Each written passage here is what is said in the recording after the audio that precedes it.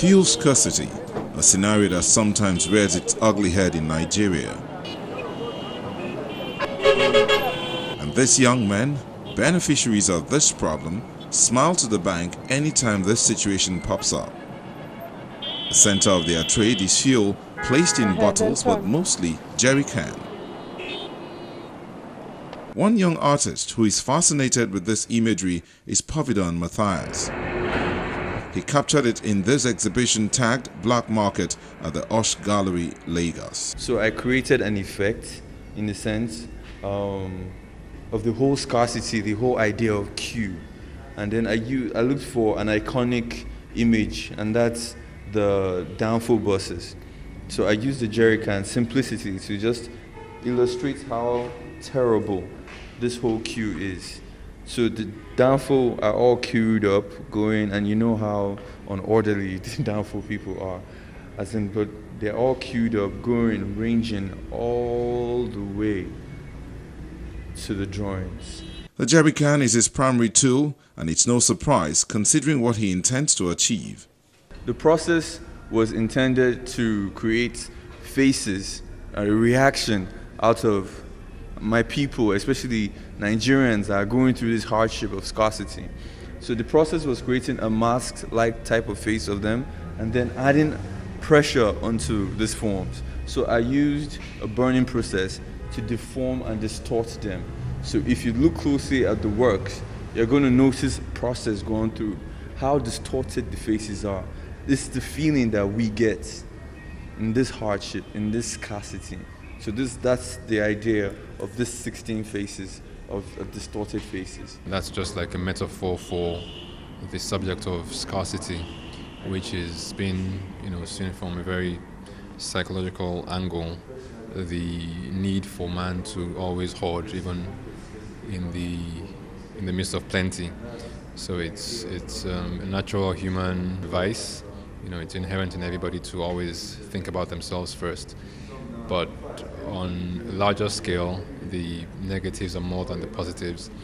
But the artist has tried to leave it open to the viewers and the audience to experience the space and make their own deductions.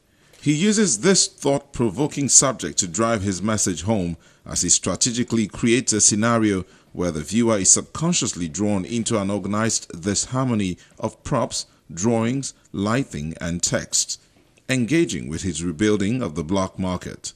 Based on the subject matter, I made an experiment of taking handkerchiefs and soaking it in petrol and bleeding it over and over again over a canvas so it twirled together.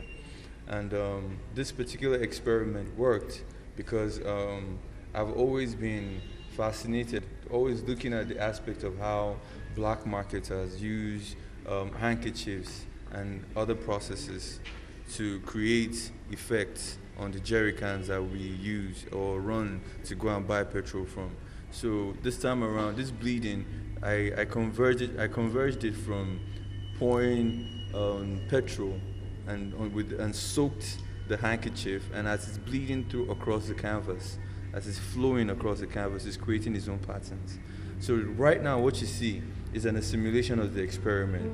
This I used acrylic to create it on canvas because I didn't want to create the effect. I didn't want the effects of petrol all over the gallery space as well. So these three processes worked for me in the sense that the bleeding process created different kinds of effects that really splurges the whole idea of black markets and stuff. The work creates a link between the domino effect of the unavailability of petrol and other salient realities that upset the everyday life of a Nigerian. My influences basically are from the Dada period, Marcel Duchamp, and Banksy is a contemporary artist too in the UK right now. I was influenced by the Dada movement because during the First World War, or right after, they discovered that all functions and disciplines of our society were not working. So they broke free from the concept and the body of your traditional art and used found objects to express themselves. So I'm using found objects to express the discomfort, the feeling that I get based on scarcity. So these found objects, I used jerrycan as my major canvas to explain and illustrate this, because every one of us in Nigeria, whether you're rich, whether you are poor, whether you're in the middle class, wherever you are, in whatever discipline you find yourself, we all have jerrycans in our homes. This theme caught the eye of the African Artists Foundation. That's why he was picked to be a part of the Maker New Contemporaries, a platform created for young artists to showcase their portfolios to the world. The Osh Gallery, which opened its doors to host this lot, is also eager to see this young hand grow. On face value, it just looks really like almost weird, but when you probably read the brochure or get an explanation, it all comes alive, and it's a lot of experimentation. There's a deluge between the concept and the materiality, and they both almost have this confluence where they blend. It's, for me, that does it for me, where his materiality and his conceptualization are working hand in hand.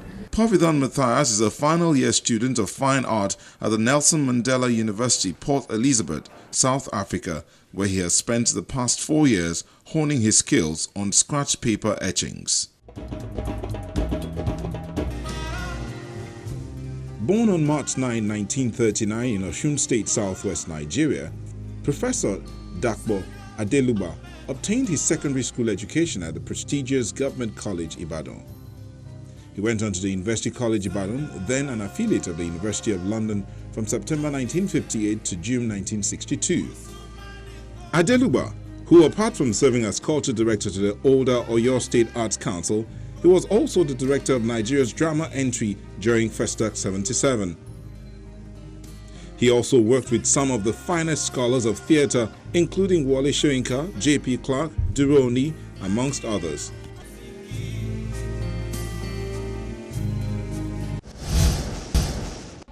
You can enjoy Arthouse on any of these platforms.